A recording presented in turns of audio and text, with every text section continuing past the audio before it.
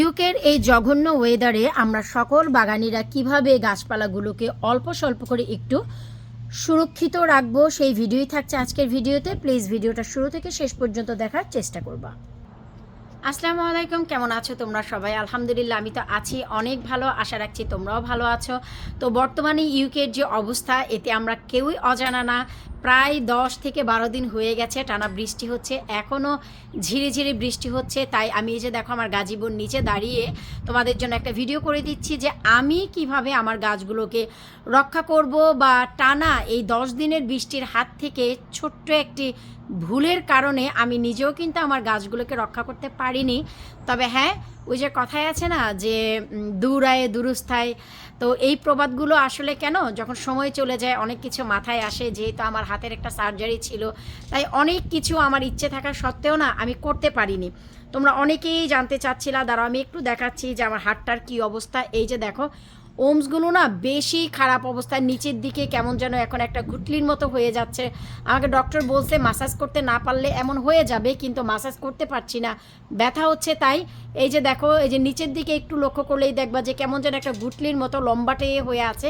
তো এই জায়গাটাই না অনেক পেন করছে। সো আমার ব্যবস্থা বা আমার কথা হচ্ছে আলাদা, কিন্তু তোমরা অনেকেই চাইলে এই ব্যবস্থা এখনও করতে পারো। কারণ দেখাচ্ছে আগামী শনি রবিবার একটু ওয়েদার ভালো যাবে, মানে হচ্ছে তোমার 13-14 তারিখ, আবার 15 তারিখ থেকে বৃষ্টিই দেখাচ্ছে আরও 3-4 দিন। সো এই ওয়েদার মেনে নিয়েই আমাদের বাগান করতে হবে। তো যতটুকু সম্ভব আমরা আসলে কিভাবে এগুলোকে রক্ষা করতে পারি সেটাই থাকছে আজকের ভিডিওতে।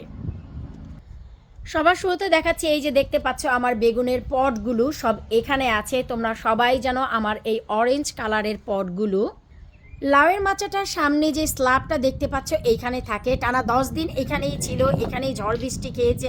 আমার মাথায় এতটুকু কোনো আইডিয়াই আসেনি। কোরবানির ঈদের আগের দিনই আমার এই গাজিবুটা টানানো হয়েছে, তোমরা অনেকেই জানো বা দেখেছো, কিন্তু আমার মাথাতেই আসেনি হাতের এই সমস্যা বা ব্যথার জন্য অ্যাটলিস্ট আমি যদি গাজিবুর নিচে আমার এই গাছগুলো রেখে দিতাম তাহলেও তো গাছগুলো এত বেশি ক্ষয়ক্ষতি হতো না। এই যে দেখো অতিরিক্ত ঝড় বাতাস ঠান্ডায় পাতাগুলো কি হয়ে গেছে। অনেকের তো বেগুন গাছের মূল যে কি বলে মাথা, সেটাও ভেঙে গেছে, আমারও অনেক ক্ষয়ক্ষতি হয়েছে। তো আমি গতকালকে যখন কনজারভেটিভতে বসেছিলাম হাতটা ব্যথা নিয়ে, হঠাৎ মাথায় আসলো আরে বাতাস ঠিক আছে, কিন্তু এই যে টানা বৃষ্টির হাত থেকে তো আমি আমার গাছগুলোকে বাঁচাতে পারতাম, তাই না? তো আমি গতকালকে যখন অনেক টানা বৃষ্টি হচ্ছিল, বাতাস ছিল, আমি বড় জ্যাকেট পরে তখনই আমি গাজিবুর নিচে রেখে দিয়েছি। বাতাসের প্রবণতা কিন্তু এক ফোঁটাও কমেনি, তোমরা দেখতেই পাচ্ছ। তো অ্যাটলিস্ট এই গাজিবুটার নিচে কিন্তু বৃষ্টির হাত থেকে আমার গাছগুলো বেঁচে যাবে। তো অনেকটাই, শুধু তোমাদের না, এই যে দেখো আমারও ক্ষয়ক্ষতি হয়েছে। আমার হাতে যদি সার্জারি না থাকতো হয়তো বা আমার এই সমস্যাটা বা এই ক্ষতিটা হতো না। কারণ গত বছরও তোমরা দেখেছো বৃষ্টির সময় আমি আমার এই গাজিবুর নিচেই রেখেছি। গত বছরও কোরবানির ঈদের আগেই আমার হাজব্যান্ড কিন্তু এই গাজিবুটা টানিয়ে দেয়। যখনই টানাতে আসে আমি তখনই কুরকুর কুরকুর করি, কারণ এই যে দেখো তোমার এত বড় সড়ো যে বাগান, এই বাগানের মাঝখানে এটা থাকলে না আমার কাছে মনে হয় যে কে যেন একজন ছাতা ধরে আছে। কিন্তু এটা যে আমাদের লাইফটাকে কত ইজি করে দিচ্ছে, এত বেশি টানা মানে 38-40 ডিগ্রি তাপমাত্রায়ও বাচ্চারা এই সুইংয়ের নিচে খেলতে পারে। অনেক সময় না আমাদের মেয়েদের এই জিনিসটা মাথায় আসে না। অন্য কেউ কিছু করতে চাইলে আমরা সেটাকে নেগেটিভই দেখি, কিন্তু যখন দেখি যে এটা পজিটিভও আছে তখন না এটা মেনে নেওয়া উচিত সবারই। যেমন আমি এখন মেনে নিই, এই যে দেখো আমার কতটা উপকার হয়ে গেছে। তো এই হচ্ছে বেগুনের গাছগুলোকে আমি বৃষ্টির হাত থেকে এভাবে বাঁচিয়েছি। তোমাদের যাদের পলিটানেল আছে বা যাদের গ্রিন হাউস আছে বা যাদের কোনো শেড আছে বা বড় বড় গাছের তলা আছে, সেখানে নিয়ে গাছগুলো রেখে দাও, অ্যাটলিস্ট বৃষ্টি থেকে কিছুটা হলেও বেঁচে যাবে। আর ওই যে দেখতে পাচ্ছ সাইডে যে বড় বড় পটগুলো, সেইগুলো কিন্তু আমার মুভ করা একদমই পসিবল না। এই যে দেখো, যেহেতু হাতে সার্জারি না থাকলে তো তাও আমি একটা চিন্তা ভাবনা করতাম, এই বড় বড় পট কিন্তু আমি মুভ করতে পারবো না। তবে হ্যাঁ, এই যে লাল শাক, ডাঁটা শাক বা ঘিকাঞ্চন, এই পটগুলো কিন্তু আমি পলিটানেলের নিচে রাখতে পারি। হাতের জন্য আসলে দেখো এইগুলো রাখছি না, ওইখানেই আছে, নতুন বীজ আছে, থাক, বৃষ্টির পানি পড়ে বীজগুলো ফুটবে, কিচ্ছু করার নেই। আমি আসলে এত টানাটানিও করতে পারছি না। তবে তোমরা ডেফিনেটলি করবা। অনেকের বাগানেই দেখা যায় এইরকম বেঞ্চ থাকে, চেয়ার টেবিল থাকে, সেই বেঞ্চের নিচে চেয়ার টেবিলের নিচে রেখে দিবা। এই যে আমার লাল শাকের পটগুলো, এই পটগুলো কিন্তু সামার শেষে উইন্টারে ঠিক এই বেঞ্চের নিচেই আমি রাখি, চাইলে কিন্তু রাখা যায়। দেখো কিন্তু আমি হাতের জন্য আসলে এত টানাটানি করতে পারছি না, বা কোনো চেয়ার থাকলে তার নিচেও যদি রেখে দাও সাপোর্ট পাবে। এই যে আমার বারবিকিউর মেশিন, ওইটার নিচে দেখো আমি কিন্তু চাপাই কোপাই যে 2টা মরিচ গাছ সেটা কিন্তু রেখে দিয়েছি।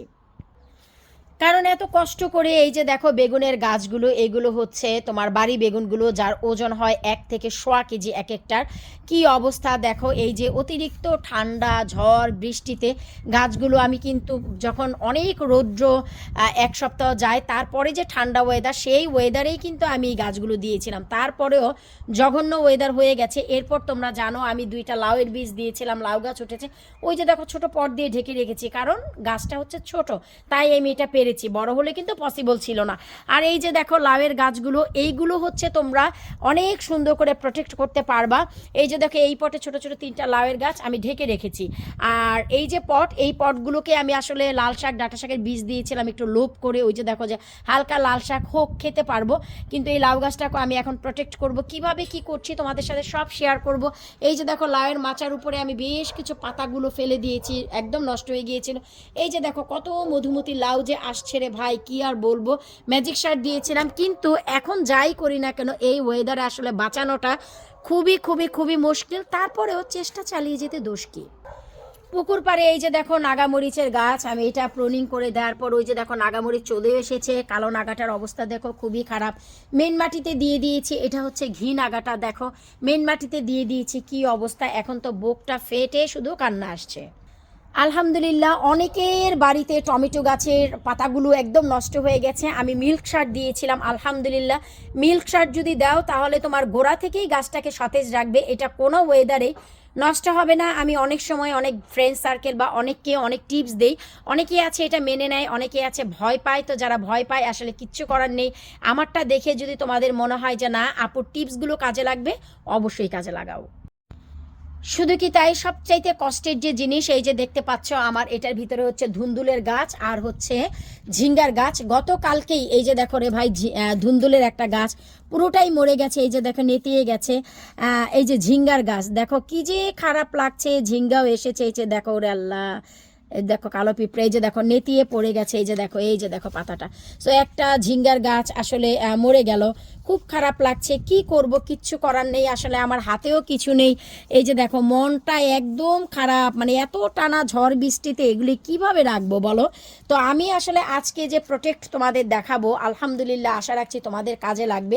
এই হচ্ছে আমার চিচিঙ্গার গাছ। চিচিঙ্গার গাছে এই যে দেখো গতকালকে বিকেলে বৃষ্টির ভিতরে এই চিচিঙ্গাটার ভিতরে আমি একটা প্লাস্টিক দিয়ে গিয়েছি, যদিও ওয়েদার ভালো না, এগুলি বাড়বেও না। আরও কত যে চিচিঙ্গা তোমার মাথায় মাথায় আগায় আগায় ডগায় ডগায় আসতে যাচ্ছে, এই ওয়েদারে কোনো খাবারও দিতে পারছি না। এই যে দেখো এখানে এই যে দেখো এই যে একটা চিচিঙ্গার গাছ, এটাও মানে প্রায় মরেই গেছে বলা চলে, তারপরেও আমি রেখে দিয়েছি যদি তোমার বেঁচে যায়। এই যে দেখো এটাও প্রায় মরে গিয়েছে, কারণ এগুলো এখন খাদ্য চাচ্ছে, লিকুইড খাদ্য, এইগুলো বাড়ছে। এখন এগুলো ম্যাজিক সার দিতে হবে, কিন্তু এই ঝড় বৃষ্টিতে তুমি তো ম্যাজিক সার দিতে পারবে না।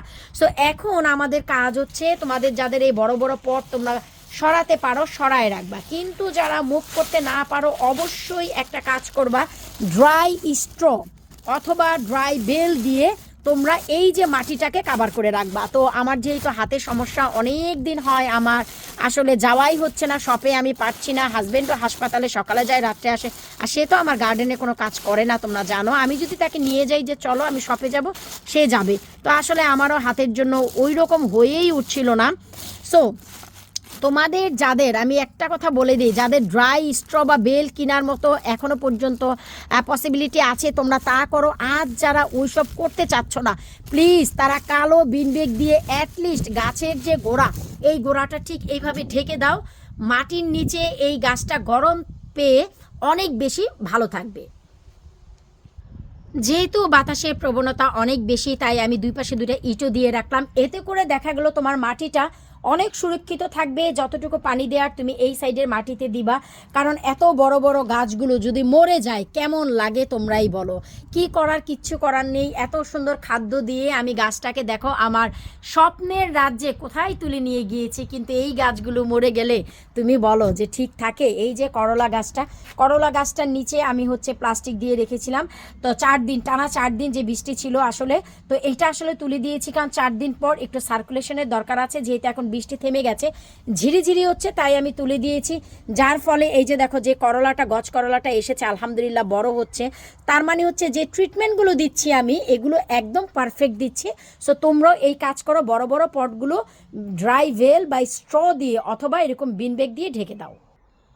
শুধু তাই না, এই যে আমার চাল কুমড়ার গাছটা আমি 1G কাটিং করে দেওয়ার পর তোমরা নিজেরাই জানো কত জঘন্য অবস্থা, খাবারও দিয়েছিলাম। এই যে দেখো এটা আমি কি করেছি, একটা প্লাস্টিকের বক্সের লিড দিয়ে ঢেকে রেখেছি, তার উপরে এই যে আমি লাডারটা রেখে দিয়েছি, এই যে আমার কি বলে কোদালটা, তো এটা দিয়ে না হয়তো বাতাসে এগুলি সব মনে করো 7.5 না সবে। তো এখন মনে করো যে যাই হোক ভাই, আমার এই গাছটা যেন বেঁচে থাকে, দোয়া কইরো। ওই যে দেখো মাথার উপরে একটা চাল কুমড়াও চলে আসছে। আবার এই যে ছেলে ফুলগুলো দেখো, এই যে ছেলে ফুলগুলো এসেছে, এই যে ছেলে ফুলগুলো নিচের থেকে একটু ছাঁটাই করা দরকার, করছি না, যে বড় বড় পাতার উপরে যেন ঝড় বাতাসের মানে এফেক্টটা যায়, উপরের দিক থেকে যেন একটু সুরক্ষিত থাকে, এই জন্য তোমাদেরও এই কাজ করতে হবে। এরপর যেটা পসিবল হয়েছে সেটা হচ্ছে একটা কালো নাগা, 2টা সুগন্ধি নাগা, একটা ঘি নাগার পট গতকালকেই বৃষ্টির ভিতরে এই যে দেখো আমি ঘরে এনে রেখেছি।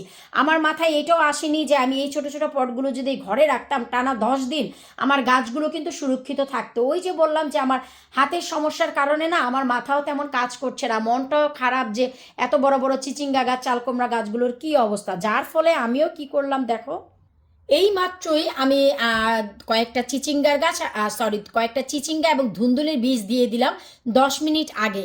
যেহেতু ওয়েদার ভালো, যদি উঠে যায় দেখবো ফল পাই কিনা, কিচ্ছু করার নেই, আমার কাছে চিচিঙ্গার কোনো বীজও নেই।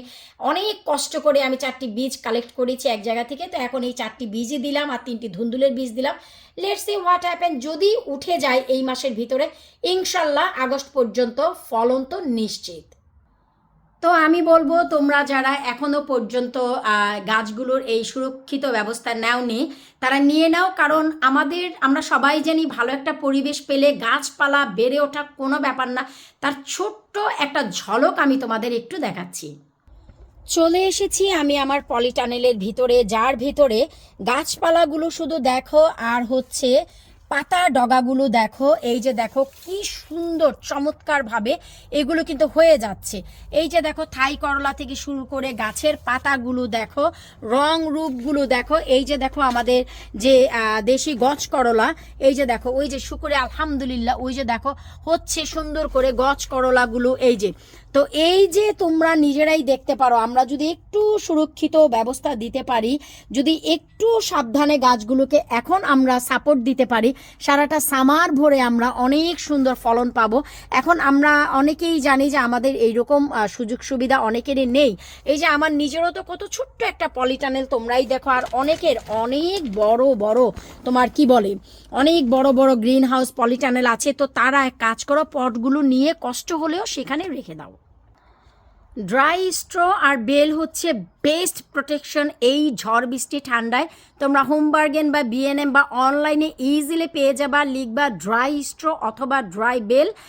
আর তোমরা যদি টেস্কো বা হোমবার্গেন বা কি বলে বিএনএম বা লিডেল এইসব জায়গায় যাও, যেই সেকশনে তোমরা দেখবা যে অ্যানিমেলের খাবারগুলো থাকে, পেট, কুকুর, বিড়াল এদের খাবারগুলো থাকে, সেইখানেই তোমরা পেয়ে যাবা। ওইগুলো এনে শুধু দিয়ে দিবা। গত বছর আমার হাজব্যান্ড আমাকে 2টা বড় বড় বস্তা দিয়েছিল।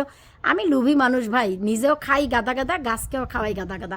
পটের নিচে সব দিয়ে আমি এই গাছগুলোকে কিন্তু গতবারও রক্ষা করেছি। বরাবরই বলে আসি যে তোমরা হয়তো বা অনেকেই ভুলে যাও, এই দেশ কিন্তু জুন জুলাই রেইনি সিজন বলা হয়, ভালো খারাপ দুটা মিলিয়ে যায়, প্রচুর ঝড় বৃষ্টি হয় জুন জুলাইতে। সো এই জন্য ড্রাই স্টার বেলের চাইতে ভালো কিছু হয় না।